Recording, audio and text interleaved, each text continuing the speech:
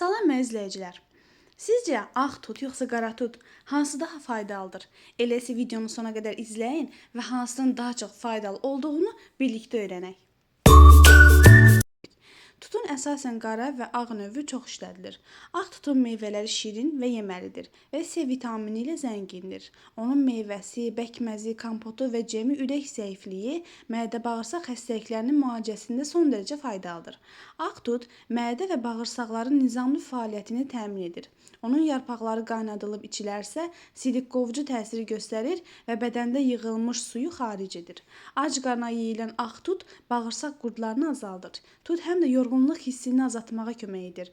Ən əsası yaşlanmanı gecikdirir və dərini daha təravətli saxlayır. Şəkər xəstəliyinin müalicəsində yaxşı təsir edir. Onun yarpaqları qanda şəkərin səviyyəsini aşağı salır.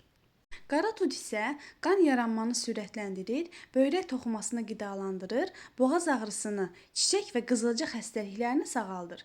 Mədə və bağırsaqları gücləndirir, bağırsaqların periostikasını sürətləndirir, mikroflorasının tənzimlənməsində iştirak edir. Sidik-qovucu təsiri göstərir. Qara tut suyu ilə hazırlanan ağız yuyucusu ağız iltihabı, diş əti iltihabı, diş ətinin şişməsi, tonzit və boğaz ağrısı üçün faydalıdır. Turş tut ağız yaralarının müalicəsi üçün çeynənilir. Təbii antibiotik olaraq təsirini itirməyən tutun tərkibində kalium, fosfor, A və K vitamini var.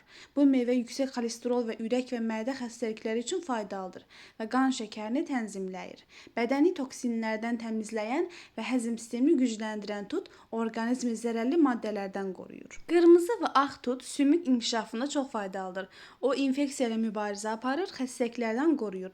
Elmi tədqiqatlar meyvələrin istehlakının xərçəng, yaşlanma və bakterial infeksiyalara qarşı potensial sağlamlıq təsirləri olduğunu göstərir, həmçinin yaşlanma əleyhinə effekt göstərir.